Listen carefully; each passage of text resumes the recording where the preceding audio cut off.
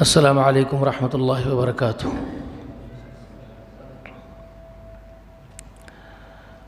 इन्नल हम्दुलिल्लाह अल्हम्दुलिल्लाहि रब्बिल आलमीन वस्सलातु वस्सलामु अला सय्यिदिना नबिय्यिना मुहम्मदिन व अला आलिहि व अस्हाबिहि अजमईन।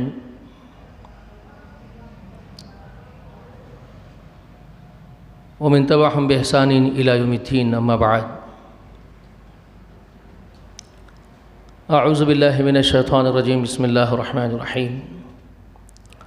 हुवल्लज़ी अरसल रसूलहु बिल हुदा व दीनिल हक़्क़ि लियुज़हिरहु अलद्दीनि कुल्लिहि वलौ करिहल मुशरिकून। हर किस्म की तारीफ़, हम्द व सना, बड़ाई व बुज़ुर्गी अल्लाह वहदहु ला शरीक के लिए लायक ज़ेबा है। दुरूद व सलाम तमाम ही अम्बिया व मुरसलीन पर और ख़ुसूसन अल्लाह की अंगीनत रहमतें व बरकतें नाज़िल हो नबी आखिरुज़्ज़मा सय्यदुल मुरसलीन व रहमतल लिल आलमीन व ख़ातमुन नबिय्यीन मुहम्मदिन अमीन सल्लल्लाहु अलैहि वसल्लम पर, और सलाम हो आपके अहले बैत पर, आपके तमाम मुत्तबईन पर। दीन मुहम्मद सल्लल्लाहु अलैहि वसल्लम के इस उन्वान से हफ्तावारी दर्स मस्जिद हाज़ा में जो चल रहा है, गुज़िश्ता मैंने आपको ये बताया खुफिया दावत के 3 साल, जिसमें 40 कमोपेश मुहक़्क़ीन जो लिखते हैं, मर्द औरतें मिलाकर के 40 लोग मुसलमान हुए थे। ये तफसील मैंने गुज़िश्ता आपको सुनाई थी। सुबह और शाम नमाज़ें पढ़ते थे। नमाज़ पढ़ने के लिए छुप छुपा करके उनको घाटियों में जाकर के नमाज़ पढ़ना पड़ता था। मैंने आपको बताया कि वो नमाज जो 2 वक्त की सुबह और शाम होती थी, फ़र्ज़ थी नहीं थी, इसमें इख्तलाफ है। लेकिन याद रखें, मैंने आपको बताया था कि 3 रिवायात, 3 शख्सियतों के हवाले से जो बात आती है, एक तो मुक़ातिल, सैयदना मुक़ातिल, हज़रत मुक़ातिल है, और फिर उसके बाद एक इब्न अब्बास रज़ियल्लाहु तआला अन्हुमा की एक रिवायत है। इसी के क़ाइल बरा बिन आज़िब रज़ियल्लाहु तआला अन्हु भी है। ये फरमाते हैं कि शुरुआत में सुबह और शाम ये 2 नमाज़ें फ़र्ज़ थी। वल्लाहु आलम बिस्सवाब। और क़ुरान मुक़द्दस में सूरह अल-मोमिन की 55वीं आयत करीमा, गुज़िश्ता मैंने उसका हवाला भी आपको दिया था, वो आप ज़हन नशीन रखें और लिख लिया करें। मैं जो हवाले देता हूँ आप उसको लिख भी लिया करें, ताकि आपको जब क़ुरान मुक़द्दस घर को जा कर के आप पढ़ेंगे तो बहुत मज़ा आएगा आपको। क़ुरान मजीद ही तो असल है मेरे भाई। क़ुरान का और मोमिन का ताल्लुक़ कैसा होना चाहिए, उसके लिए मैं एक मिसाल दिया करता हूँ। जिस तरह मछली का ताल्लुक़ पानी से है ना, अगर आप पानी से जुदा करो तो मछली मर जाएगी, तड़प तड़प के मर जाएगी। बस ईमान का ताल्लुक़ क़ुरान से वैसे ही होना चाहिए, वैसे ही है वो।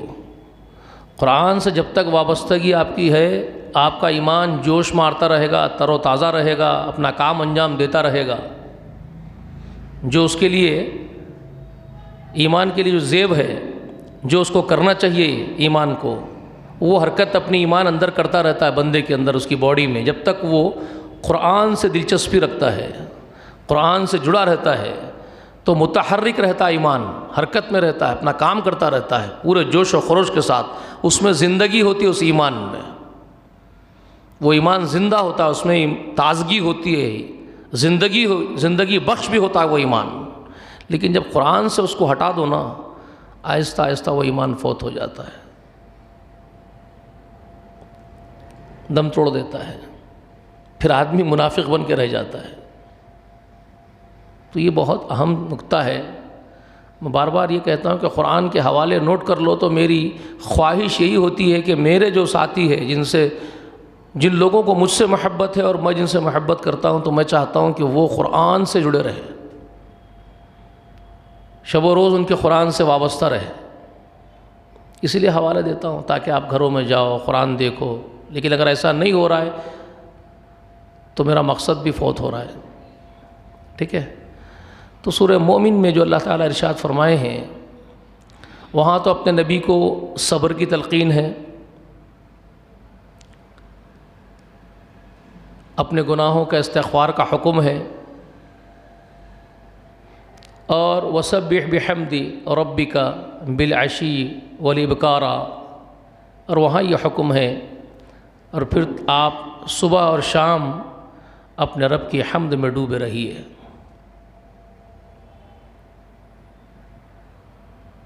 वस्बिर लिरब, अपने रब के लिए सब्र कीजिए। वस्तग़फिर ज़ंबिका, और अपने गुनाहों के लिए इस्तिग़फ़ार कीजिए। और वसब्बिह बिहम्दी रब्बिही बिलअशी वल इबकारा, ये सूरह मोमिन की 15वीं आयत करीमा में अल्लाह ने यह हुक्म दिया अपने नबी अलैहिस्सलातु वस्सलाम अपने महबूब को। तो यहाँ से ही मुफस्सिरीन वो बात बताते हैं कि यह आयत करीमा उसी शुरुआत के दौर में नमाज के लिए अल्लाह का हुक्म नाजिल हुआ था कि सुबह और शाम के वक्तों में आप नमाज को कायम रखिए। तो मुफस्सिरीन यही कहते हैं कि ये आयत की वजह से ये 2 नमाज़ें फ़र्ज़ थी रसूलुल्लाह के ऊपर। एक क़ब्र हज़रत ज़ैद बिन हारिसा के पोतरे देते हैं, उसामा के बेटे, उनका नाम हारिस बिन उसामा बिन ज़ैद बिन हारिस है। उसामा का नाम तो मशहूर है, बहुत सारे लोग जानते हैं, आप सुने होंगे ना। उसामा बिन ज़ैद का नाम सुने कि नहीं सुने? मशहूर शख्सियत है।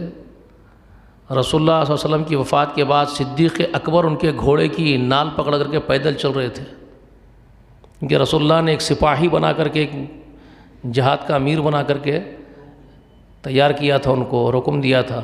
तो सैयदना उमर वग़ैरह वो जहाद को तर्क करने की बात मशवरा दे रहे थे अबू बकर सिद्दीक़ को कि रसूलुल्लाह सल्लल्लाहु अलैहि वसल्लम जो वफ़द को भेजने वाले थे जिस मुआरके के लिए, कुछ दिन के लिए उसको रद्द किया जा सकता है क्या? सैयदना उमर की तजवीज़ थी। यहाँ से मालूम होता है सैयदना उमर के बारे में रसूलुल्लाह ने क्या कहा था कि सैयदना उमर बड़े दानिशमंद, दुरंदेश, बुर्दबार, यकीनन इसमें कोई दो राय नहीं है। रसूलुल्लाह ने यहाँ तक फरमाया कि अगर नबूवत मुझ पर न ख़त्म होती तो मेरे बाद अगर कोई नबी होता तो शायद उमर होता। इतने दुरंदेश और बुर्दबार, लेकिन इसके बावजूद अबू बकर का मुकाबला नहीं कर सकते। बाज़ चीज़ों में अबू बकर अंबिया के बाद सबसे बुलंद मकाम पर है। यहाँ हज़रत उमर तजवीज़ पेश कर रहे थे कि क्या ऐसा हो सकता है कि उसको थोड़े दिन के लिए हम मुअत्तल कर दें, थोड़ा पोस्टपोन कर दें। लेकिन अबू बकर ने कहा कि नहीं, अल्लाह के रसूल सल्लल्लाहु अलैहि वसल्लम ने उसामा को तैयार कर दिया, लश्कर को भेजना था, आपकी वफ़ात हो गई, पहला काम वही करूँगा, और जिसको रसूलुल्लाह ने अमीर बनाया मैं उसकी नकील पकड़ करके उसका खादिम बन के पैदल चलूँगा। अल्लाह अकबर, क्या बुर्दबारी और दूरअंदेशी थी अबू बकर में। वो इंतहाई ज़रूरी था वो मारका। बहुत सी चीज़ों को रसूलुल्लाह की वफ़ात के बाद, क्योंकि शैतान पूरे अंगड़ाइयाँ लेके हड्डियाँ तोड़ के खड़ा हुआ था वो रसूलुल्लाह की वफ़ात के बाद, मालूम है आपको। क्योंकि रसूलुल्लाह जब तक बहयात ज़मीन पर काम अंजाम दे रहे थे, इबलीस के बच्चे के लिए कोई मौका ही नहीं था। चारों खाने चित हो रहे थे उसके चौतरफ से। और रसूलुल्लाह कायनात की सबसे बड़ी शख्सियत काम कर रही है ज़मीन की पुश्त पर, तो उसकी क्या चलेगी? उसकी एक नहीं चल रही थी। तो वो तो इंतज़ार में था कि रसूलुल्लाह कब रुखसत होंगे और मैं अपना काम फिर ज़ोर से करूं, पूरी ताकत से करूं। तो जैसे ही रसूलुल्लाह सल्लल्लाहु अलैहि वसल्लम की वफ़ात हुई, वो तो अंगड़ाइयाँ लेके खड़ा हुआ था, अब करना है काम बहुत बड़ा। फितरा अंगेज़ों को खड़ा कर दिया था। एक नबूवत का दावेदार खड़ा हो गया, उसा मुस्लिम बिन कज़्ज़ाब, मुस्लिमा कज़्ज़ाब के नाम से, वो मुस्लिमा और झूठे की औलाद, झूठा खड़ा हो गया वो, मैं नबी हूँ। फिर एक खातून खड़ी हो गई, शैतान की जोरू शैतान खड़ी हो गई, जो शादी भी कर ले दोनों मिलके, इबलीस नहीं, वो भी बोल रही थी मैं नबिया हूँ। जबकि माजी में तारीख़ में भी, पूरी तारीख़ में भी आदम के बाद से मोहम्मद रसूल तक कोई औरत नबी बनी ही नहीं थी। मगर ये कज़्ज़ाबा को भी शौक़ उड़ गया, मैं भी नबूवत का दावा कर सकती हूँ, कर दी थी। तो इस तरह के फितने बड़े बड़े इबलीस खड़ा कर रहा है अपने चेलों को। ज़कात का इनकार शुरू हो गया, बड़ा फितना। अपने आप को जो मुसलमान बोलने वाली जमात है, मुसलमानों के साथ उठते बैठते हैं मुआशरे में, ये फितना शुरू कर दिया अंदर से, हम ज़कात नहीं देंगे अब। तो ये सब कुछ हैंडल करना था। रसूलुल्लाह सल्लल्लाहु अलैहि वसल्लम के रुखसत होने के बाद रसूलुल्लाह के क़याम मकाम एक बहुत दानिशमंद, बहुत बुर्दबार, बहुत दूरंदेश, बहुत काबिल तरीन शख्सियत की हाजत थी। अल्लाह खूब जानते थे खालिक, इसीलिए अल्लाह रब्बे किबरिया ने यह मुक़द्दर अबू बकर का ही बनाया था। मोहम्मद रसूलुल्लाह के मुसल्ले पर कोई खड़े हो सकता है तो सिद्दीक़ अकबर ही हो सकता है, और अल्लाह ने इसको ज़िंदगी में भी बता दिया था। मोहम्मद रसूलुल्लाह ने अपनी हयात मुबारका में गालिबन 17 नमाज़ें या 13 नमाज़ें, कुछ मुफस्सिरीन लिखते हैं, सिद्दीक़ अकबर ने पढ़ाई मुसल्ले पर खड़े होकर के। रसूलुल्लाह के हयात होते हुए फ़र्ज़ नमाज़ों की इमामत किए अबू बकर, और रसूलुल्लाह के हुक्म से किए। रसूलुल्लाह हुक्म देते थे कि अबू बकर को बोलो आओ मुसल्ले पे लोगों को नमाज़ पढ़ाए। जबकि हमारी माँ हज़रत आयशा के बारे में वो हमारी माँ कहती थी कि आप मत बोलिए मेरे अब्बू को, आप किसी और को बोलिए नमाज़ पढ़ाने के लिए। मेरे अब्बू मुसल्ले पे खड़े होते हैं तो ज़ारो ख़ता रोते हो, अल्लाह के सामने खड़े होते ही बिलकता था वो बंदा। वो कैफियत ही अजब थी अबू बकर के अंदर। उसको मालूम था मैं किसके सामने खड़े हो रहा हूँ, किससे बातें कर रहा हूँ। मुसल्ले पे आते ही बिलक बिलक के रोते थे, आवाज़ नहीं निकलती थी। तो वो मालूम था बेटी को, तो बोल रही थी मेरे अब्बू को मत खड़े करो, वो बिलक बिलक के रोते हैं, लोग क्या समझेंगे। किसी और उमर को बोलो, अली को बोलो, किसी को बोलो नमाज़ पढ़ाने के लिए। तो अल्लाह के रसूल सल्लल्लाहु अलैहि वसल्लम चुप हो जाते। फिर कुछ देर के बाद में बोलते नाफरमानियाँ क्यों करती हो तुम लोग, तुम तो यूसुफ वालियाँ हो, दिल में कुछ ऊपर से कुछ बताती हो। मैं कह रहा हूँ अबू बकर को आगे बढ़ाओ, फिर आगे बढ़वाते थे। तो क्या मालूम हुआ कि रसूलुल्लाह खुद चाहते थे कि मेरे मुसल्ले पर अबू बकर रहे, मेरे बाद भाग दौड़ ये डोर अबू बकर के हाथों में रहे। ये रसूलुल्लाह की भी ख्वाहिश थी, अल्लाह खुद चाहता था तो अपने हबीब से बुलवाया था, करवाया था। अल्लाह ने खुद खिलाफत के लिए लोगों के दिलों में अबू बकर के बारे में डाला, लोग राज़ी हो गए अबू बकर की खिलाफत के लिए, तो बड़े काम अंजाम दे रहे थे। तो वो उसामा का जिक्र आ गया तो मैं ये बात भी आपको सुना दिया, सिद्दीक़ अकबर की भी फजीलत बता दी आपको। तो ये उसामा, ये ज़ैद बिन हारिसा के बेटे, और ज़ैद बिन हारिसा कौन है मैंने सुनाया आपको, कौन है ज़ैद बिन हारिसा? उनके बारे में बात हुई कि गुज़िश्ता नहीं हुई? ज़ैद बिन हारिसा का जिक्र आया गुज़िश्ता के दरसों में आपके सामने? क्या हो गया आप लोगों को, कहाँ हैं आप लोग? सबसे पहले अव्वलून साबिक़ून ईमान लाने वाले जो मैंने आपको बताया, कौन है वो? हाँ, अरे मेरे भाई फिर और किसका नाम है? ज़ैद बिन हारिस कौन है फिर? और हज़रत खदीजा हमारी माँ, उसके साथ मुँह बोले बेटे कौन है? रसूलुल्लाह के मुँह बोले बेटे जिसको रसूल सल्लल्लाहु अलैहि वसल्लम पाल लिए थे वो कौन है जी? बाद लोगों को ये शिकवा हो रहा है कि जो गुज़िश्ता आप बोलते हैं उसी को करीब करीब आप रिपीट भी करते हैं। अरे भाई रिपीट इसलिए करना पड़ता है कि लोग भूल जाते हैं, इसलिए रिवाइज करता हूं मैं ताकि ज़हनशीन हो जाए, वरना मेरे इतनी मेहनत करने का फिर मकसद ही ख़त्म हो जाएगा ना भाई। अगर आप याद ही नहीं रखते तो मतलब क्या है फिर बोलने का?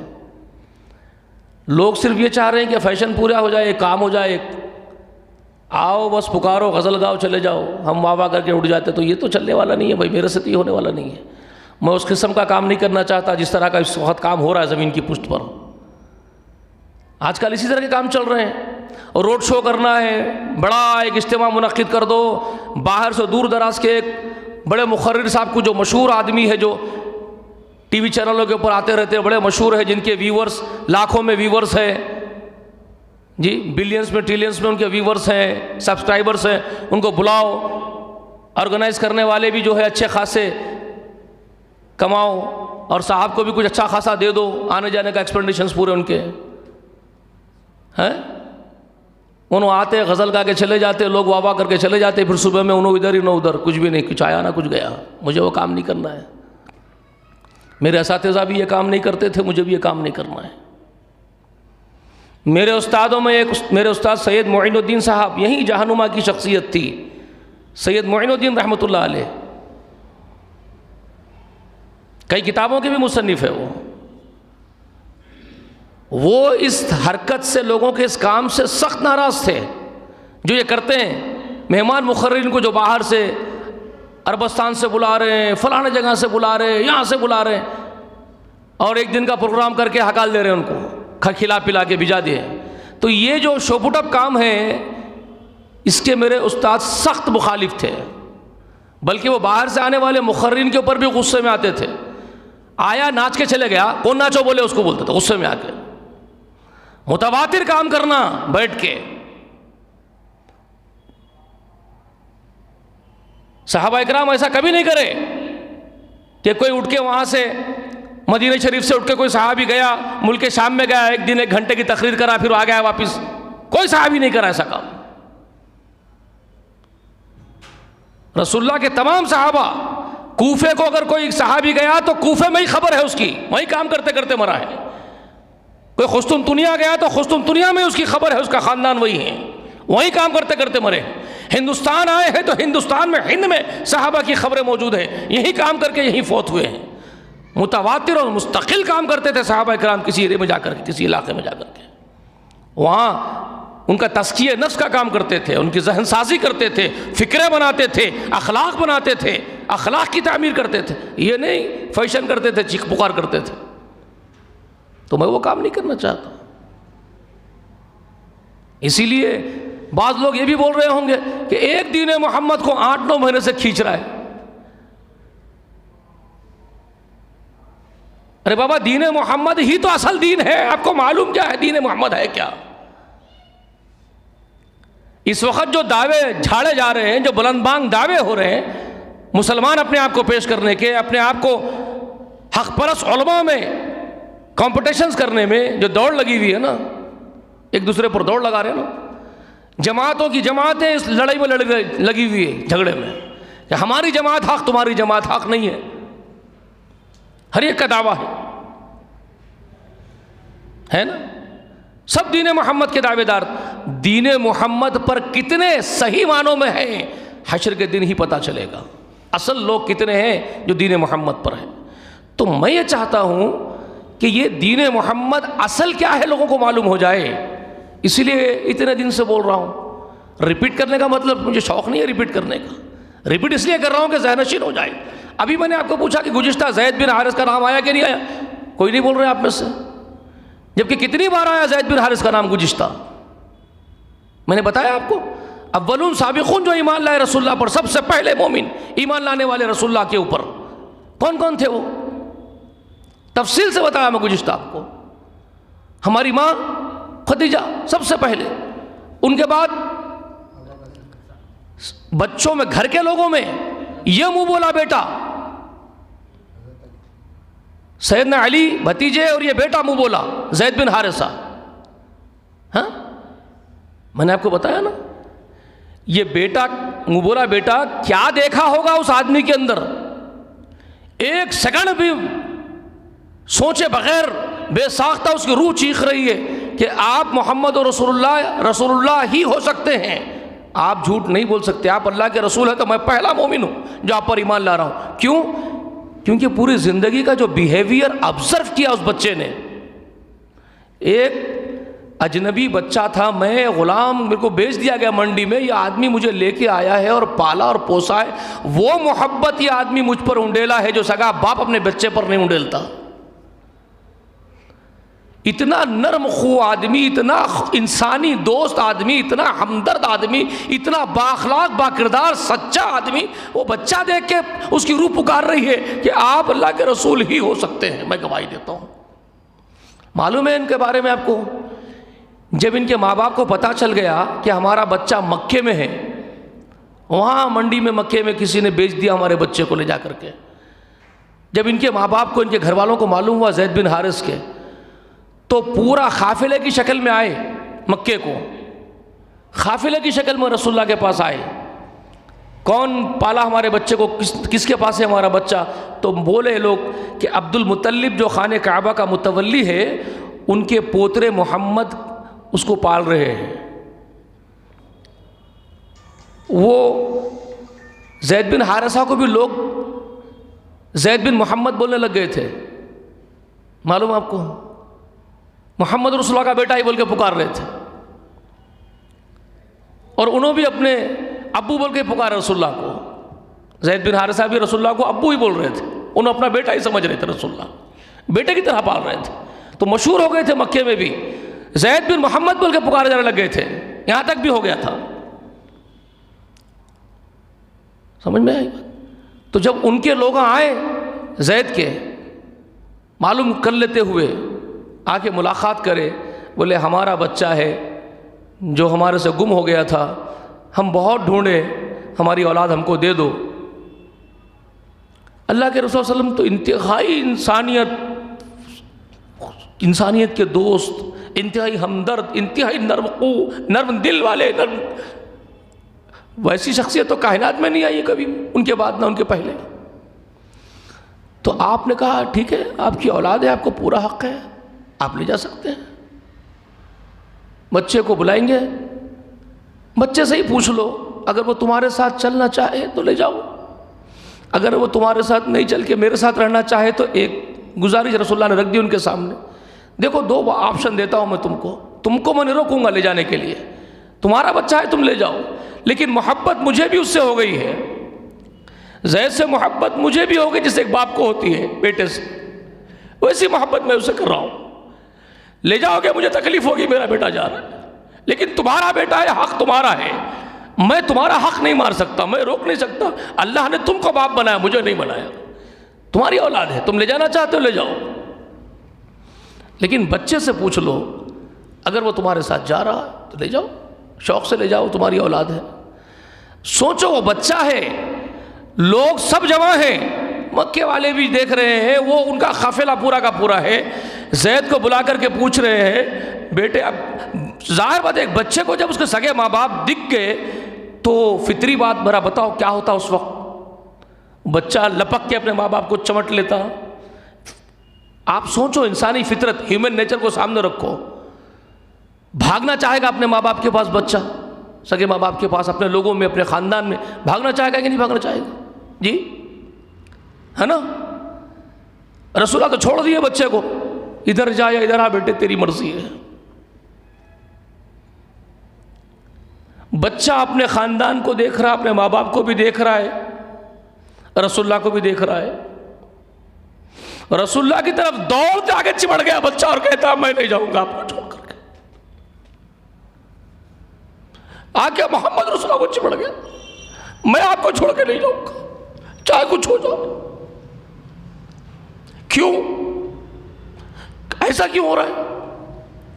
बच्चा उनका है, जमाने के बाद माँ बाप मिले हैं, मगर वो पलट के आकर के अपने मुंह बोले बाप को चिमट रहा है कि मैं आपको छोड़ के नहीं जाऊंगा। क्या देखा वो बच्चा उस आदमी, क्या मिला उसको? समझ में आ रही है बातें आपको? वो थे मोहम्मद सल्लल्लाहु अलैहि वसल्लम। समझ रहे बात? तो ये वाकया मैं आपको गुज़िश्ता सुनाया और आप भूल गए।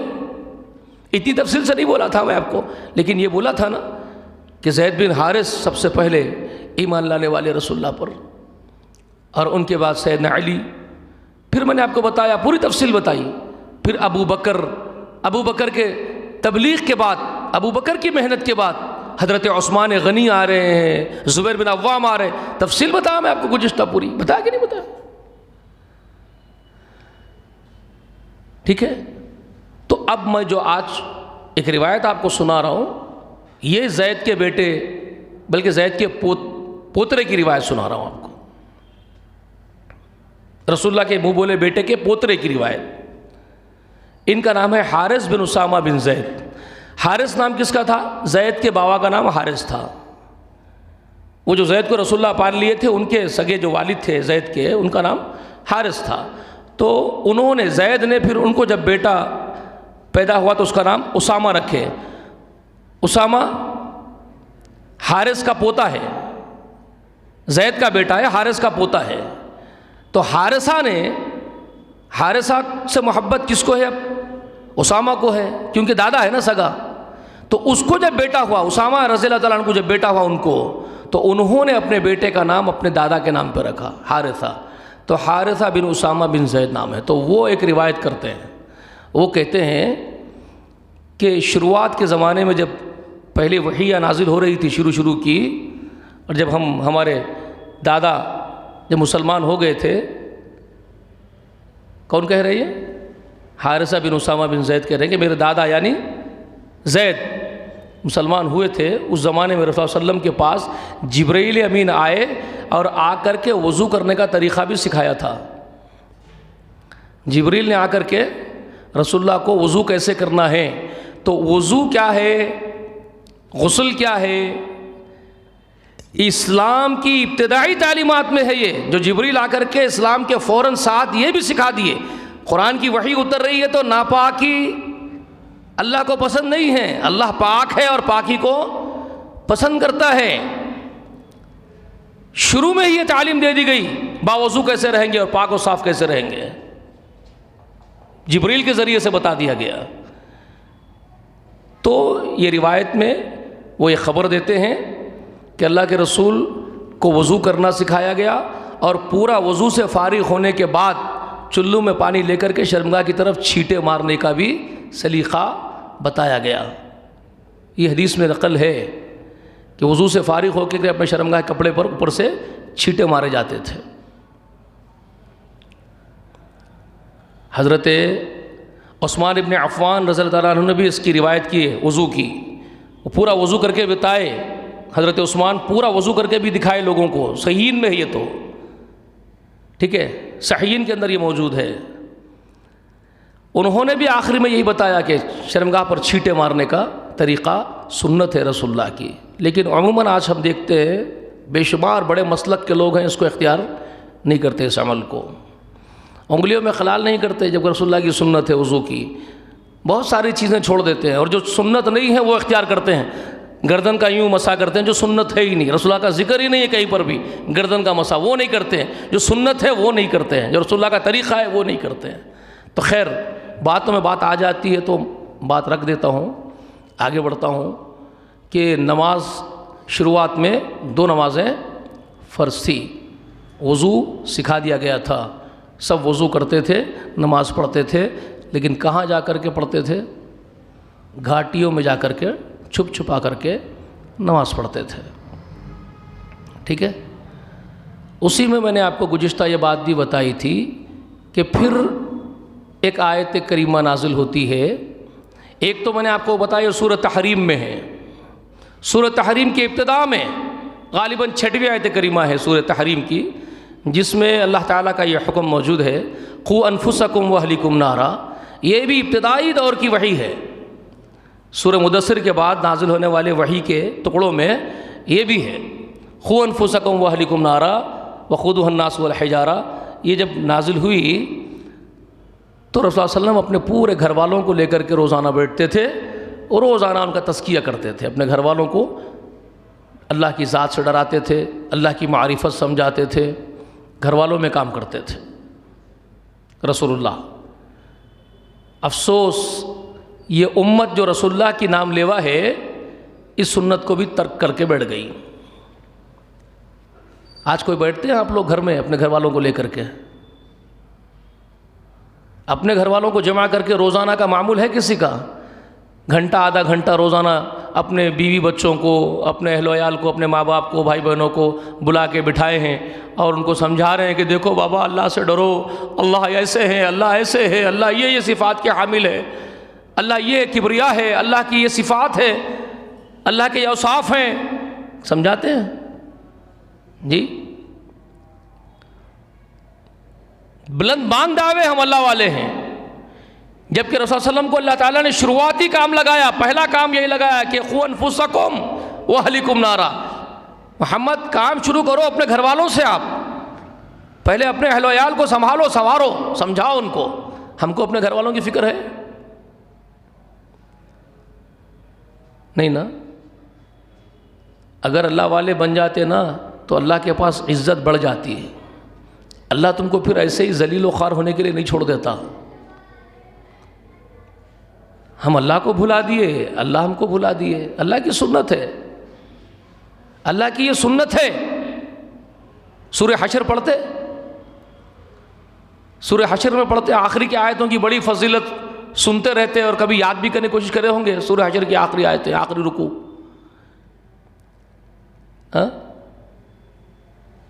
उसको पढ़े, वला तकूनु कल्लज़ीना नसुल्लाह फअंसाहुम अनफुसहुम उलाइका हुमुल फासिकून। क्या मतलब है इसका?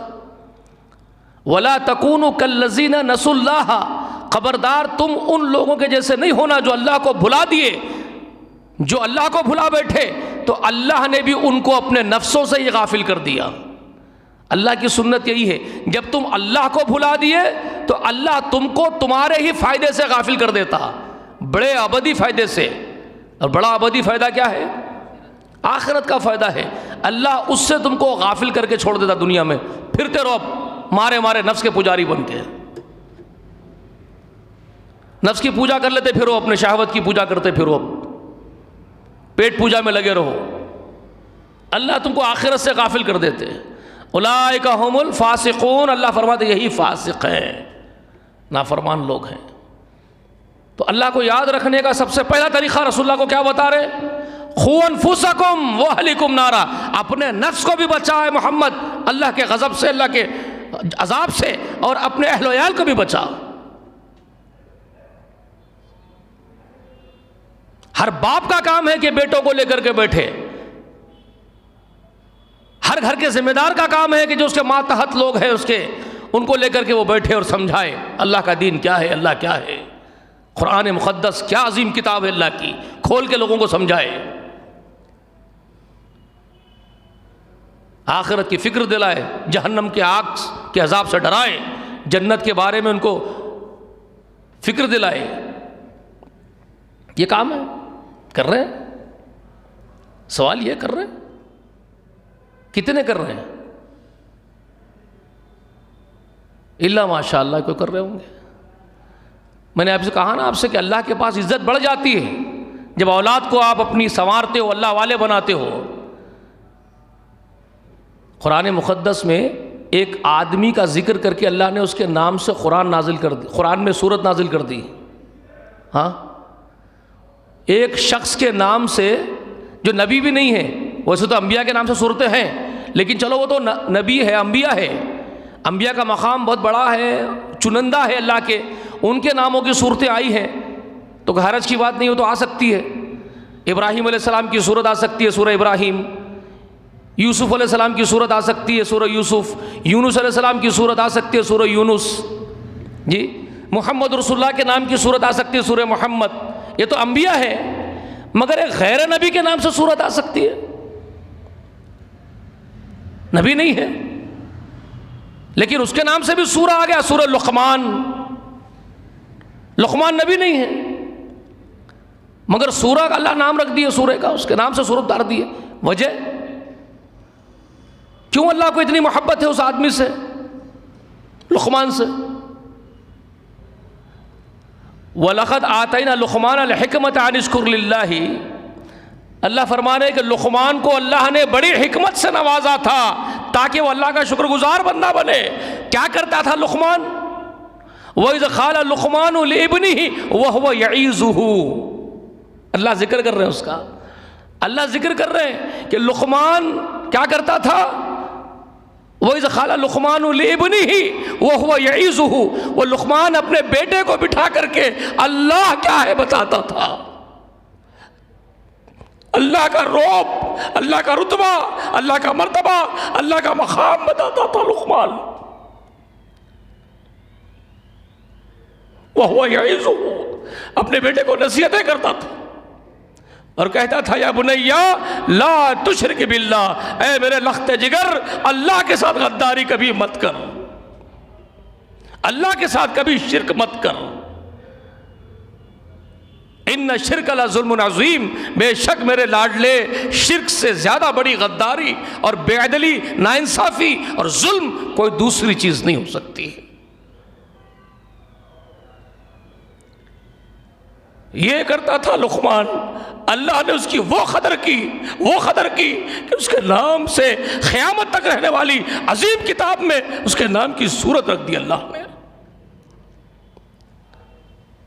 घर का काम इतना इंपॉर्टेंट है, आप कर रहे ही नहीं।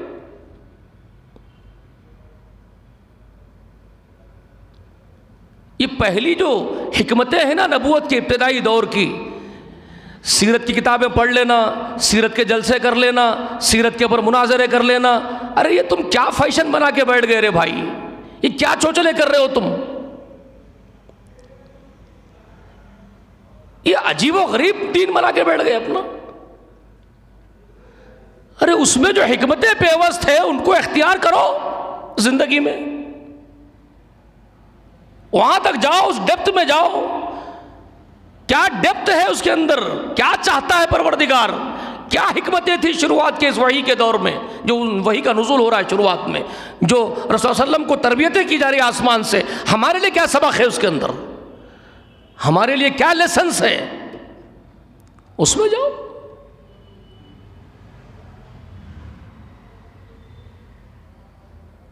तो घर वालों पर काम करते थे, बीवी बच्चों पे काम करते थे, दोस्त अहबाब मिलने वालों में काम करते थे। उसके बाद मैंने आपसे कहा कि फिर एक हुक्म नाजिल होता है और वो है सूरह शुअरा में। सूरह शुअरा में एक हुक्म नाजिल होता है, गालिबन 26वीं आयत करीमा है, नहीं माफ़ कीजिएगा, आयत नंबर 214 है, भूल रहा हूँ, 214 है सूरह शुअरा की, 26वां सूरा है वो। क्या फरमाते हैं अल्लाह तबारक व तआला, वो अनज़िर अशीरतकल अक़रबीन, ए मोहम्मद सल्लल्लाहु अलैहि वसल्लम अपने क़रीबी रिश्तेदारों को अब डराइए। तो गुज़िश्ता मैंने वो तफसील आपको बताई। जब यह हुक्म रसूलुल्लाह को मिला कि अपने क़रीबी रिश्तेदारों को आप आगाह कर दीजिए और डराइए, तो आपने दावत अरेंज की। मैंने आपको कहा बनु हाशिम को, अब्द मुनाफ के ख़ानदान के लोगों को आपने बुलाया, दावत दी। पहली दावत में अबू लहब ने बात उचक ली, मैंने आपसे कहा ना, क्योंकि ये सब बातें मालूम हो गई थी।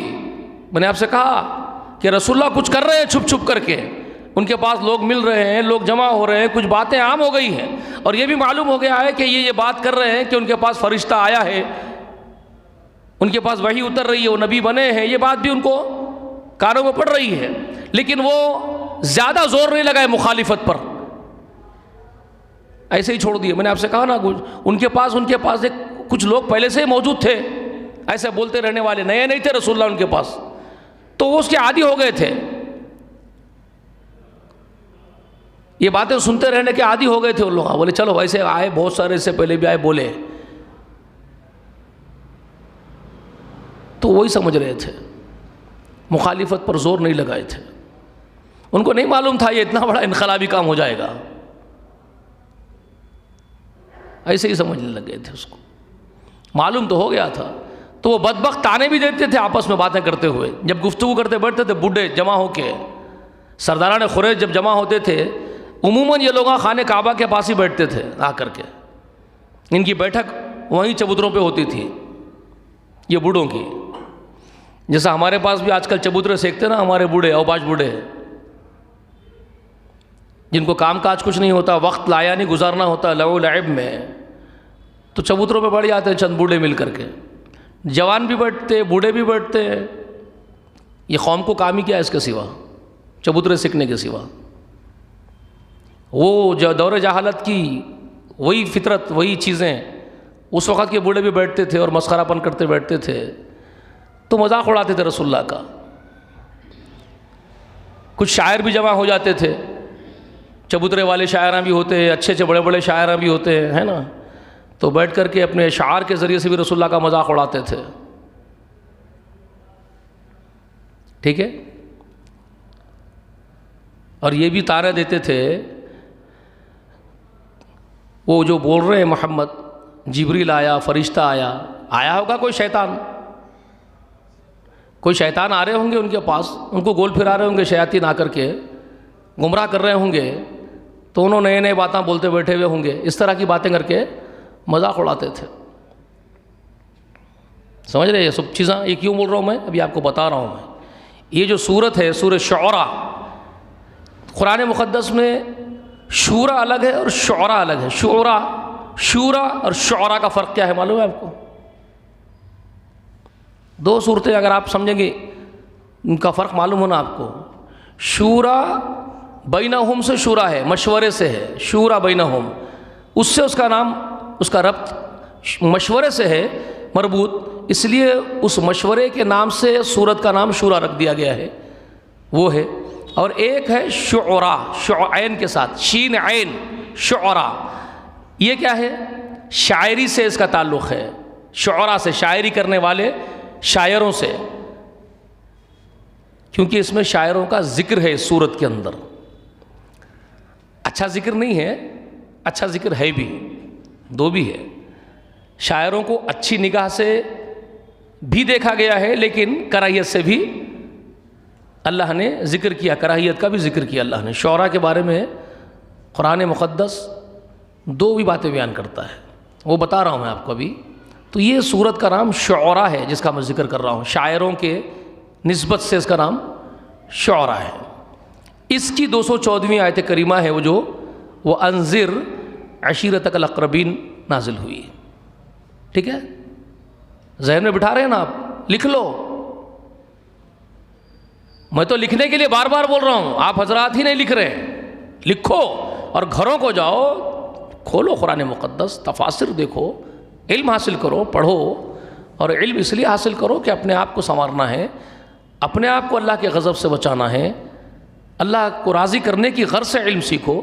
इल्म इसलिए मत सीखो कि इल्म सीख के हवाले नोट करके जाके दूसरे मसलक वाले उलमाओं को डिग्रेड करना है, उनसे बहस करने की नीयत लेकर के इल्म मत सीखो।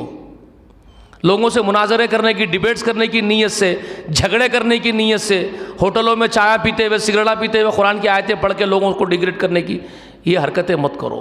उमूमन नौजवानों को मैं देख रहा हूँ जो अपने आप को सलफ़ी कह रहे हैं, बड़ी बड़ी दाढ़ियाँ हैं, सरों पे टोपियाँ नहीं हैं, टाइट जीन्स पैंटा हैं, टी शर्टा हैं,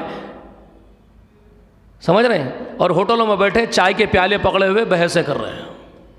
कुरान तुम्हारा इसलिए नहीं आया है कि तुम होटलिंग करते हुए कुरान की बेहुरमती करो। ठीक है, ये जो हरकतें कर रहे हैं ना, ये दो चार हदीसें, दो चार आयतें याद करके जो है अल्लामा दहर बनने के जो हरकतें कर रही है ना, जगह जगह बैठ कर के मुनाजरे, मुबाहिसे, इसलिए अगर इल्म हासिल कर रहे हो तो तौबा कर लो, क्योंकि रसूलुल्लाह ने फरमाया जो इस नीयत से इल्म हासिल करे कि दूसरों की हकारत करना मकसूद हो और उन पर चढ़ बैठना मकसद हो, इस मकसद से इल्म हासिल करना चाहता अगर कोई आदमी, तो वो जहन्नम में अपनी जगह तलाश कर ले, उसके लिए जहन्नम वाजिब कर दी गई। अल्लाह की पनाह मांगिए। इल्म इसलिए सीखो कि अपने आप को बचाओ जहन्नम के अज़ाब से, अपने रब को राज़ी करने के लिए जान लो अल्लाह को, अल्लाह कौन, अल्लाह क्या चाहता है, इसलिए इल्म सीखो। तो घरों को जाओ, पढ़ो। तो ये सूरह शुअरा में अल्लाह ताला का जो हुक्म आया वो अंजिर अशीरतकल अक़रबीन। इसके बाद वाले आयात बहुत अहम है इसके अंदर। ये जब हुक्म आया तो रसूलुल्लाह सल्लल्लाहु अलैहि वसल्लम क्या करे, गुज़िश्ता में तफसील बता दिया आपको, दावत दिए, लोगों को बुलाए, डराए अपने रिश्तेदारों को, सब करे। लेकिन इस सूरत में इस हुक्म के साथ बहुत ख़ास बातें आपके सामने होनी चाहिए। वो अंजिर अशीरतकल अक़रबीन, और ए मोहम्मद डराओ अपने करीबी रिश्तेदारों को, क़राबतदारों को, बताओ, डराओ उनको भी जहन्नम की आग से, बचा लो उनको भी आप जहन्नम की आग से। अपने आप को जैसे बचा रहे हो, खु अनफुसकुम, जैसे खुद अपने आप को, अपने नफ्स को बचा रहे हो, व अहलीकुम, जैसे अपने अहलयाल को बचा रहे हो जहन्नम की आग से, ख़राबतदारों को भी बचाओ, रिश्तेदारों को भी बचाओ जहन्नम की आग से। कितना पाकीज़ा हुक्म है, समझ में आ रहा है आपको? कितनी पॉजिटिविटी है इसके अंदर। उसका यह हरगिज़ मतलब नहीं है कि तुम्हारे पास एक दीन, एक अकीदा आ गया तो तुम अपने अकीदे पर इतने मुतकब्बिर, इतने ढीठ बन के अकड़ने लग जाओ कि हम मवाहिदीन हैं, हम जन्नतियों के सरदार बन गए, हमारे पास सर्टिफिकेट जन्नत का आ गया, बाकी हमारे खराबतदार सबके सब बिदअतड़े बिंदोड़े हैं, मुशरिकीन हैं, जाए भाड़ में हैं, उनसे बात नहीं, उनकी दावतें अटेंड नहीं। आजकल जो रवैया है ना, अपने आप को अहले तौहीद और तौहीद का फ़ख्र जो झाड़ रहे लोगों के ऊपर, खराबतदारों के ऊपर, झगड़ते बैठे हुए लोगों से, आपके इस बर्ताव से कोई आपके करीब नहीं आएगा, याद रखना, कोई करीब नहीं आएगा आपके। इसके लिए बहुत ईसार और कुर्बानियां देना पड़ता है भाई। मेरी बात नहीं सुन रहे तो तुम्हारे से बात ही नहीं करूंगा, तुम्हारे घर आना जाना बंद, रिश्ते ख़त्म तुम्हारे से, ताल्लुकात ख़त्म तुम्हारे से। है ना हमारे पास, है कि नहीं है ना? ऐसे ही हो रहा ना भाई। 50 वक्त जाना पड़ेगा, 500 वक्त जाना पड़ेगा, 5000 बार जाना पड़ेगा। जब तक जिंदा है जाते रहो, आपका क्या बिगड़ रहा, आपका क्या बिगड़ रहा भाई? जब तक जिंदा है बार बार जाओ रिश्तेदारों के पास, बार बार अच्छा सुलूक करो और बोलो उनको, आप जो कर रहे हैं वो अजाब का मुस्तहक बना सकता है। मोहब्बत दिल में सच्ची हो, इंसानियत हो, इंसानियत और इंसानी हमदर्दी और क़ुव्वत हो, इंसान दोस्त बनो। एक दाई के लिए सबसे पहले यह किरदार इख्तियार करना जरूरी है। अबू लहब पहले ही दावत में रसूलुल्लाह को डराया, धमकाया, रसूलुल्लाह छोड़ दिया उसको, रसूलुल्लाह बुग़्ज़ रखे उससे, तासुब रखे उससे कि इन्हें पूरा काम बिगाड़ दिया अबू लहब मेरा खड़े होकर के, अब इससे बात नहीं करूंगा मैं। ऐसा करें? जब तक नहीं मरा बुढ़ा उस वक्त तक जाते रहे उसके पास, बार बार गए उसके पास, तन्हाइयों में अकेले में जा के बात करे, चचा मैं आपका भतीजा हूं, आपको जलते हुए नहीं देख सकता। मोहब्बत उमंगे मारे चचा की, वो चचा जो चचा रसूलुल्लाह को पत्थरे मार के लहू लुहान कर देता था, ये अबू लहब पत्थरे मार करके लहू लुहान कर देता था। वो चचा का ख्याल इतना दिल में, उसके पत्थरे खा रहे हैं, उसकी गालियां खा रहे हैं, मगर उसके पीछे फिर रहे हैं। चचा आप मुझे जानते नहीं है, आप पत्थरे मार रहे, मुझे आमन्ना है, आपके पत्थरे गवारा है, मगर आपका जलना मुझे गवारा नहीं, हमेशा जहन्नम में आपका जलना मुझे गवारा नहीं है। आप मुझे लहूलुहान कर दीजिए, मुझे मारिए, वो गवारा है मुझे, मगर आपका जलना मुझे गवारा नहीं। ये कैसी शख्सियत, ये कैसी शख्सियत बनाई थी अल्लाह ने। ये होता है दाई, ये नहीं जो हम कर रहे हैं आजकल। तू मेरे अकीदे पे नहीं है तो तेरा मेरे से कोई ताल्लुक ही नहीं, बात।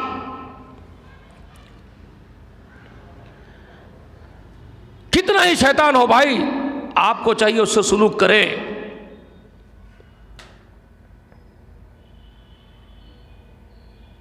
आपको भले ही ना पसंद है उसका अकीदा,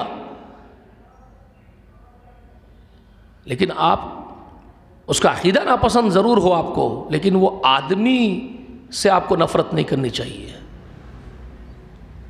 उसको बचाना चाहिए जहन्नम की आग से।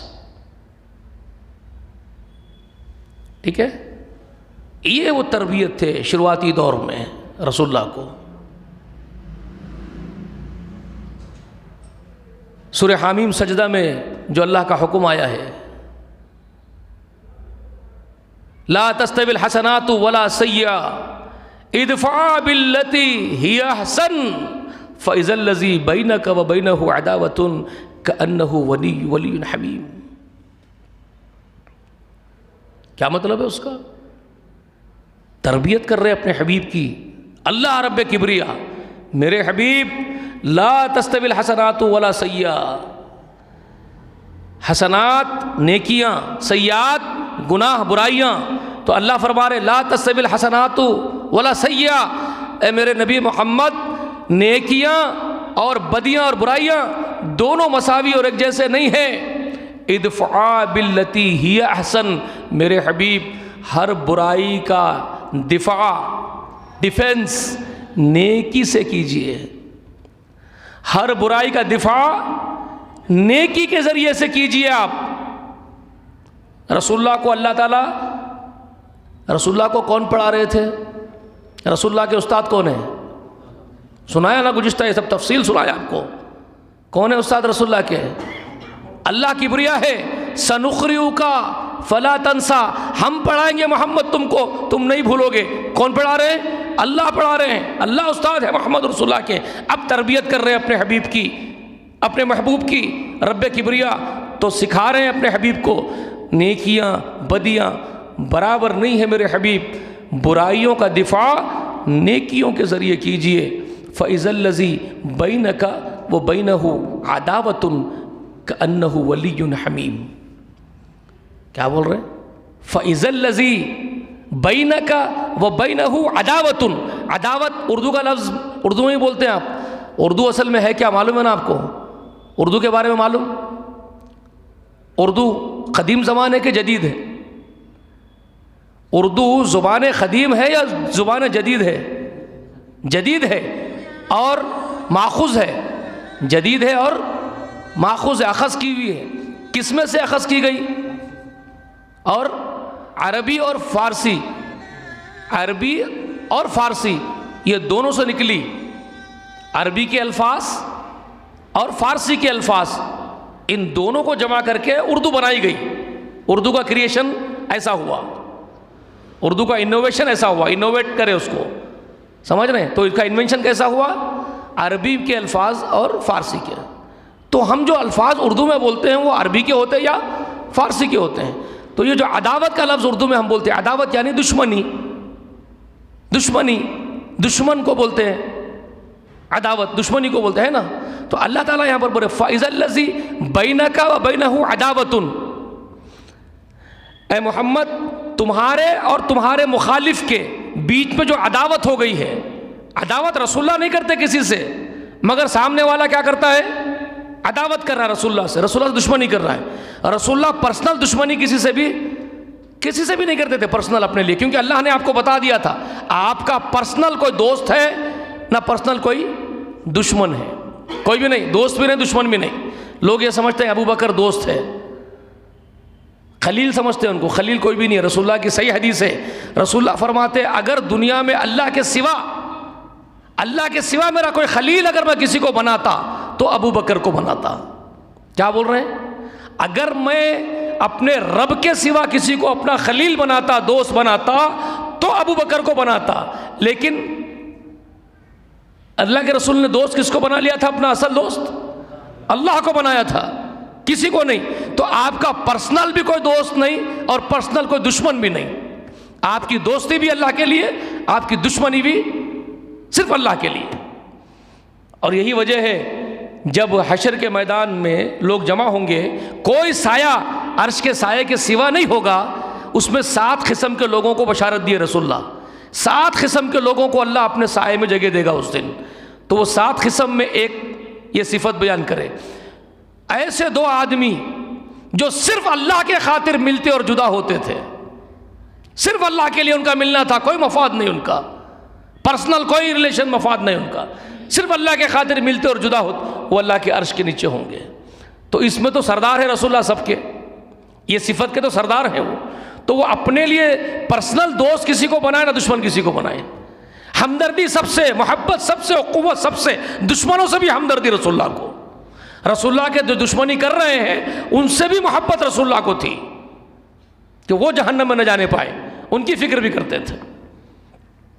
ठीक है? तो रसूलुल्लाह किसी के दुश्मन बने हुए नहीं थे, मगर रसूलुल्लाह के दुश्मन बेशुमार थे। रसूलुल्लाह के बेशुमार दुश्मन है, अदावत कर रहे हैं अकीदे की वजह से।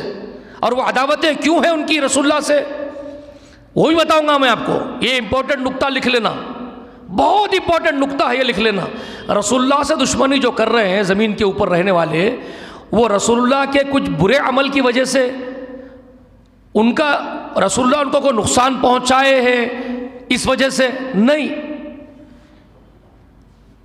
मखलूक होने के एतबार से, एक इंसान होने के एतबार से, एक बशर होने के, एक आदमी होने के एतबार से ये जितने लोग थे सब रसूलुल्लाह की इज़्ज़त करने वाले ही थे, रसूलुल्लाह के गिरवादे और दिलदादे थे। कोई रसूलुल्लाह की ज़ाती दुश्मनी नहीं करता था, कोई भी नहीं करता था। फिर दुश्मनी क्यों करते थे रसूलुल्लाह से मालूम है आपको? सिर्फ अकीदे की वजह से, दीन की वजह से। उनको दुश्मनी रसूलुल्लाह से थी।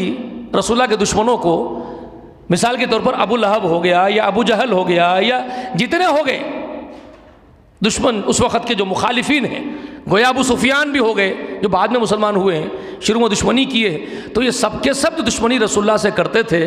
तो सबब क्या था मालूम है आपको? दुश्मनी क्यों करते थे? दीन की वजह से, अकीदे की वजह से, पर्सनल नहीं। तो अल्लाह रसूलुल्लाह की तरबियत करते हुए फरमाते हैं फ़इज़ल्लज़ी बैनका व बैनहु अदावतुन, ऐ मोहम्मद जो तुम्हारे से अदावत रखा हुआ है, जान लेना चाहता तुम्हारी। कितने लोग थे ऐसे जो रसूलुल्लाह को मार देना चाहते थे, मालूम है ना आपको? बेशुमार लोग थे ज़मीन की पुष्ट पर जो रसूलुल्लाह को ख़त्म कर देना चाहते थे।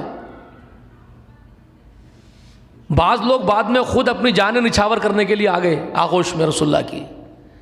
उनमें से सबसे बड़ी मिसाल एक अजीम शख्सियत की है, सबसे बड़ी शख्सियत, अंबिया के बाद आने वाले जो मोमिनों में दूसरे नंबर पर आता है, सेकंड नंबर पर। अंबिया के बाद सेकंड ग्रेड की जन्नती जमात का दूसरा फर्द कौन है? बेशक सैयदना उमर फारूक सबसे बड़ी मिसाल है इसकी।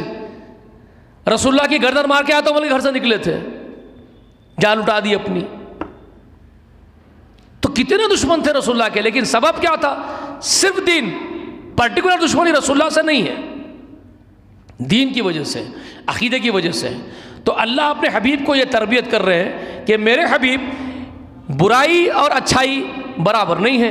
तू बुराई का दिफा अच्छाई से करेगा मेरे हबीब, और तुझे करना चाहिए, तुमको यही करना है मेरे हबीब। हर बुराई का दिफा आपको नेकी से करना है। अब जब ये काम अपने रब के हुक्म पर आप उसको कबूल करके करेंगे तो तुम्हारा रब इसकी गारंटी तुमको दे रहा है। गारंटी क्या है? फ़इज़ल्लज़ी बैनका व बैनहु अदावतुन, तो आपसे जो दुश्मनी उसको है, जो आपकी जान लेने पर तुला हुआ है, एक दिन ऐसा आएगा मेरे हबीब, वो अपनी जान आप पर निछावर कर देगा। कअन्नहु वलियुन हमीम, तो वो आपका जानिसार दोस्त बन जाएगा आपके अच्छे बर्ताव से। लगातार अच्छे बर्ताव का रिजल्ट यही निकलेगा कि आपकी जान लेना चाहने वाला आप पर अपनी जान लुटा देगा। मगर आपको क्या करना है? ये स्ट्रगल करना है, ये बर्दाश्त करना है, सब्र और तहम्मुल से काम करना है, अफू दरगुजर से काम करना है। ये है सबक। हम बरखुरदार बड़े उतावले हैं, बड़े उतावले हम। ख़ानदान में, ससुराल में गया, सास को बोला, साली को बोला, ससुरे को बोला ये गलत कर रहे हैं। उन लोग बोले नहीं मानते हम तुम्हारे दीन को, चलो मैं तुम्हारे पास नहीं आ रहा हूँ, ख़त्म तुम्हारा मेरा रिश्ता। अरे तेरी माँ का पागल दीवाना मारूँ। ये अंबिया का काम ही नहीं है, ये दाई का काम ही नहीं है। 1000 बार जाओ यार, तुम्हारा क्या बिगड़ रहा है उसमें? बिलाखिर वो तुम्हारी बात सुनेंगे। एक दिन ऐसा वक्त आएगा, एक दिन वो अल्लाह का दीन कबूल करेंगे, अल्लाह के सामने रोएंगे, अल्लाह के सामने गिड़ाएंगे। वो एक दिन आएगा, वो अल्लाह वाले बन जाएंगे और तुम सबब बनोगे उनको जहन्नम से बचाने का। तो तुमको कितना बड़ा अजर मिलेगा उसका। तो ये सब्र का काम है। वो अंजिर अशीरतकल अक़रबीन में ये बहुत बड़ी नसीहत पेवस्त है हम सब के लिए। ये सिर्फ इतना ही नहीं है कि रसूल सल्लल्लाहु अलैहि वसल्लम को पहला हुक्म आया रिश्तेदारों को डराओ, अरे वो हम सबको है। वो शुरुआत में रसूलुल्लाह की तरबियत हो रही है, रसूलुल्लाह को काम करवाया जा रहा है, लेकिन उसमें सब उम्मत की, पूरी रसूलुल्लाह की उम्मत की तरबियत है कि रिश्तेदारों और खराबतदारों के साथ भी तुम्हारा सलूक क्या हो, उनको भी आखिरत से डराओ, उनको भी जहन्नम की आग से बचाओ। उसके लिए इशारा और कुर्बानियाँ देना पड़ेगा आपको। समझ में आई बात? और उसके बाद जो लोग ईमान लाते हैं आपके लिए, आपकी बात कबूल करते हैं, आप पर ईमान लाते हैं, उनके साथ क्या करो, उनके साथ आपका क्या रवैया हो। तो रसूलुल्लाह को हुक्म दिया जा रहा है वख्फिज जनाहका। अब यहाँ बहुत इंपॉर्टेंट बात है। उसके बाद आयत नंबर 215 में, 214 में हुक्म क्या है सूरह शुअरा की, अंजिर अशीरतकल अक़रबीन। उसके बाद 215 में क्या फरमा रहे, वख्फिज जनाहका, अपने ये बाजुओं को पस्त कर दो। किसके लिए, लिमन इत्तबअका मिनल मुमिनीन। अपने हबीब को अल्लाह ताला तैयार कर रहे हैं, मेरे हबीब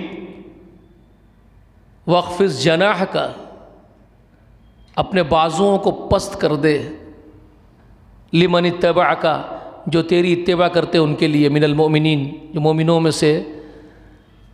होता क्या है, मैं बहुत बड़ा शेख बन गया, बड़ी बड़ी डिग्रियां लेके आया, कुरान का बड़ा आलिम, मुफ्ती, एक परा फुट के निकल गए, सिंगा निकल गए सर के ऊपर। आजकल हम देख रहे हैं, ये बोलना पड़ रहा है मुझे, मजबूरन होके बोलना पड़ रहा है भाई, हैं? लोगों को हकीर जान रहे हैं। अल्लाह ने अपने हबीब को, कायनात की सबसे बड़ी शख्सियत को इतना बुलंद किया अल्लाह ने अपने हबीब को। बताइए, सोच सकते हैं आप, व रफ़अना लका ज़िक्रक, तेरे जिक्र को बुलंद तर बुलंद कर दिया। मैंने आपको कहा ना, जिब्राइल अमीन रुक गया भाई सिदरत मुंतहा पर, वहां से भी बुलंदी किसको मिली, मोहम्मद रसूलुल्लाह को। और इतनी बड़ी अजीम शख्सियत को कौन सा मुफ्ती है जो रसूलुल्लाह के क़याम मकाम आ सकता है? कौन सा बड़े से बड़ा आलिम और शेख आपका रसूलुल्लाह का मुकाबला कर सकता है? रसूलुल्लाह को अल्लाह फरमा रहे हैं वख्फिज जुनाहका लिमन इत्तबअका मिनल मुमिनीन, अपने बाजुओं को नरमी से तेरी इत्तिबा करने वाले मोमिनों के लिए पस्त रख मेरे हबीब, पस्त रख, नरमी से पेश आते रहे उनसे, उनकी हकारत उनको महसूस मत होने दे कि नबी के सामने हमारा कोई वैल्यू नहीं है, नबी बहुत बड़े मकाम के महसूस करवा रहे हैं ऐसा कि मैं बड़ा हूं और हमको छोटे गर्दान रहे रसूल, ऐसा उनको एहसास तक ना हो। और कौन आ रहे हैं भाई? फ़कीर आ रहे हैं, ग़ुलाम आ रहे हैं, ग़ुलामज़ादे आ रहे हैं, और ये सरदारों की औलाद है। ये कोई हसब नसब के एतबार से भी मामूली शख्स तो नहीं है ना, बनु हाशम का शहजादा है,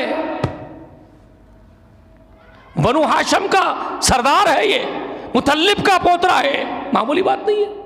अब्दुल मुतल्लिब का पोता है भाई, अबू तालिब का भतीजा है भाई, कोई मामूली शख्स है, सरदार है, इनके पूरा खानदान सरदारों का है।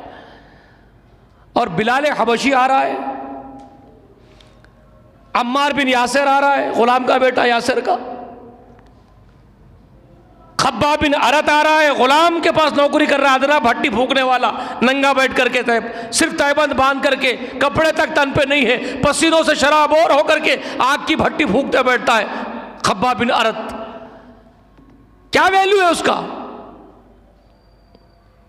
है लोहार है, आफ्टर लोहार है, क्या वैल्यू है उसका हमारे सामने? क्या उन्हें आलिम है? हमारे साथ बैठेंगा लोहार, हद्दाद है। तो हमारे पास तो ये तुर्रे हैं, सिंगा निकले हुए हैं।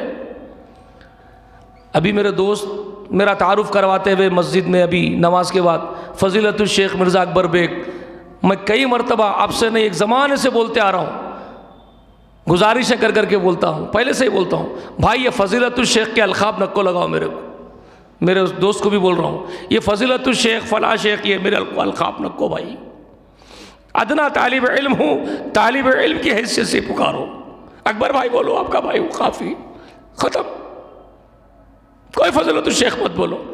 ऐसे ही मैं, एक बड़े शेख साहब हैं हमारे भी जमात में, बड़े मदीना यूनिवर्सिटी से पढ़ के आए हैं बेचारे, उन्होंने भी ऐसी, मैं कहीं खिदमत करता था तो वो भी थे वहाँ पर खिदमत करते थे, तो वो मेरा तारुफ करते थे ऐसे ही बोल के डाइस पे से, फ़ज़ीलतुश्शेख मिर्ज़ा अकबर बेग, तो मैं उनको गुजारिश करके बोला, हज़रत ये फ़ज़ीलतुश्शेख बोल के नको बोलो मेरे को, आप मत बोलो ऐसा, आप अदना मेरा जो नाम है मिर्ज़ा अकबर बेग है इतना ही लिख दिया करो, फ़ज़ीलतुश्शेख मत लिखा करो। वो लिख के लगाते थे बोर्ड पे, आज का बयान फ़ज़ीलतुश्शेख मिर्ज़ा अकबर बेग, तो मैं बोलता था ये मत लिखो। तो वो हज़रत क्या कर दिए जानते हैं आप?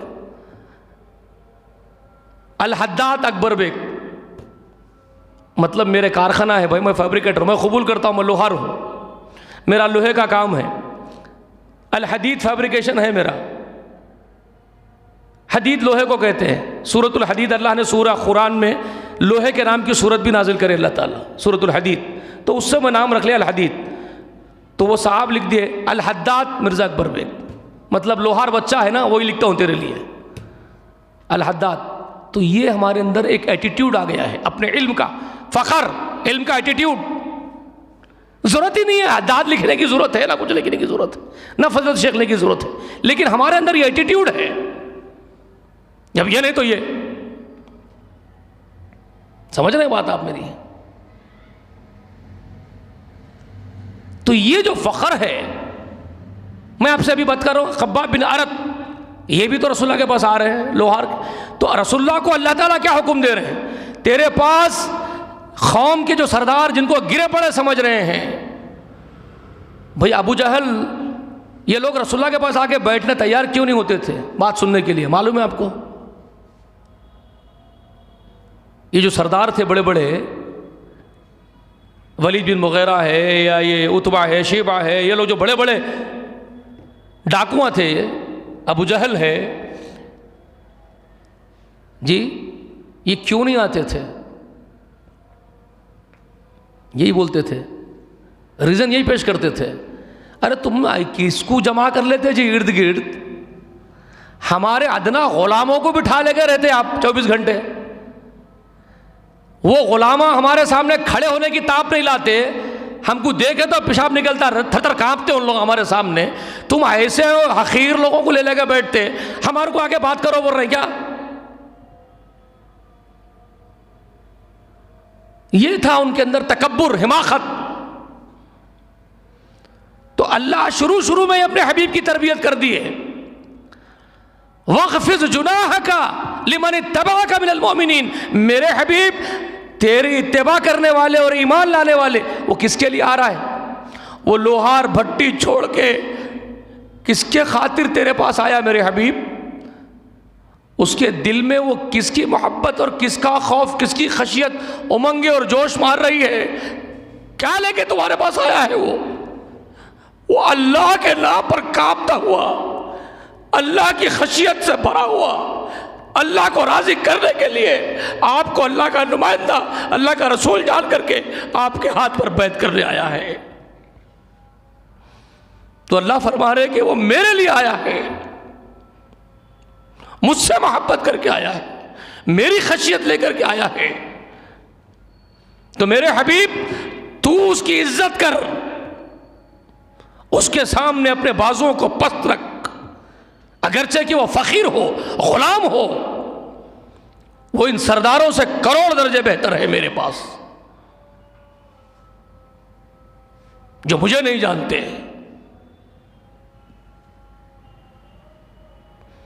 ये मेरे बागी दुनिया के कुत्तों से, ये अल्लाह का एक गुलाम अगरचे के भट्टी फूक रहा हो जा उसकी लोहार की, लेकिन वो मेरे नज़दीक इससे करोड़ों अरबों गुना ज़्यादा बेहतर है। अल्लाह ताला ये बता, तो ये ख़बर दे रहे रसूलुल्लाह को, ये बात का हुक्म दे रहे हैं कि अपने बाजुओं को ईमान वालों के सामने पस्त रखना। तो यहाँ हमारे लिए तरबियत है कि नहीं है? इस कुरान में सूरह शुअरा आज भी मौजूद है ना, ये सूरह शुअरा कुरान में मौजूद है कि नहीं? उठा लिए अल्लाह ताला, मनसूख कर दिया आयतों को, उठा लिए। कोई ये बोले कि वो तो रसूलुल्लाह को हुक्म था कि रसूलुल्लाह तुम अपने बाजुओं को ईमान वालों के लिए झुका के रखो, वो हुक्म आया रसूल के लिए था, अल्लाह उसको मनसूख करके उठा लिए। कोई बोल सकता है? हुक्म मौजूद है कि नहीं? किसके लिए है?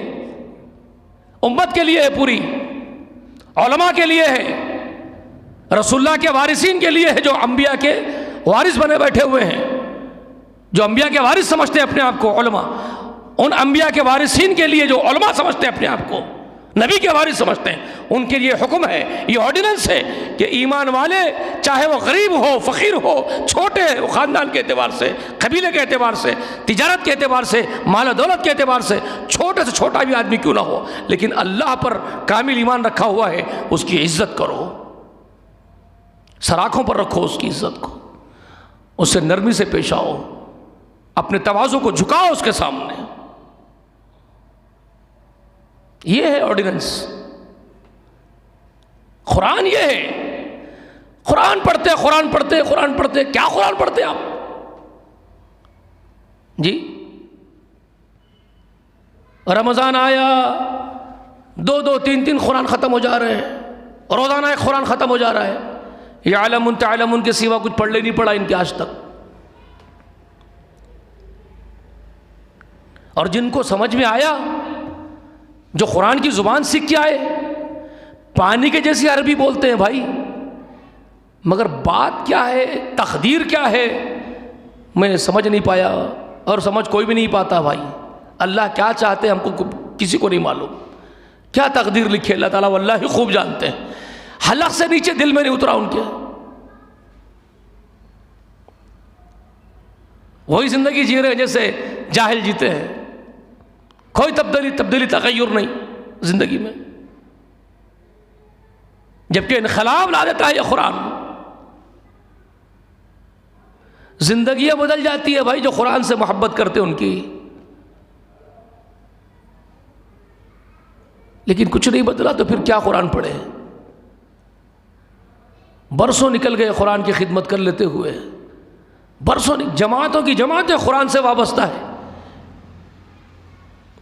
इसीलिए मैं कहता हूँ कि हश्र के मैदान में मालूम पड़ेगा असल कुरान वाले साहिब कुरान कितने लोग थे और कितने सिर्फ दावेदार थे। कितने सिर्फ दावेदार थे वो सिर्फ अल्लाह ही जानता है, पता चलेगा रोज़े महशर। और बहुत सारी हिकमतें इसके अंदर है। ये जो दर्स हो रहे हैं, मैं बार बार आप हजरात से गुजारिश कर रहा हूँ कि बहुत इम्पोर्टेंट बातें आपके सामने मुझे रखनी। दीन मोहम्मद पता चलना है आपको भाई। असल दीन मोहम्मद का क्या है, सल्लल्लाहु अलैहि वसल्लम का दीन, वो समझाना मकसद है। ठीक है, तो लोगों को लाइए, अल्लाह के वास्ते लोगों को लाइए, लोगों तक ये बातें पहुंचाइए। किसी तरीके से भी ये बातें अल्लाह के बंदों तक आप पहुंचाने में आप नसीर बन जाइए, मददगार बन जाइए, मेरे मावीन बन जाइए। हम सब मिलके ये काम करेंगे इंशाअल्लाह।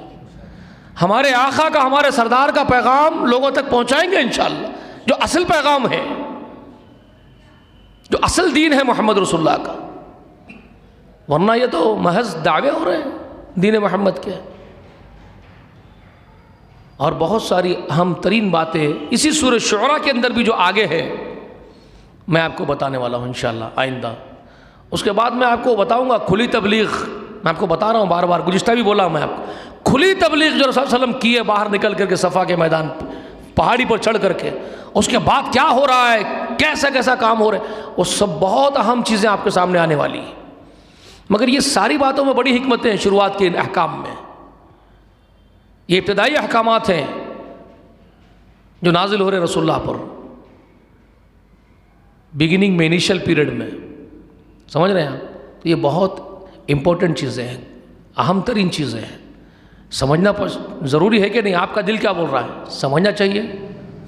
आप हज़रत का दिल और अंदर से रूह क्या बोल रही है भाई, ज़मीर क्या बोलता है, ये बातें मालूम होनी चाहिए कि नहीं।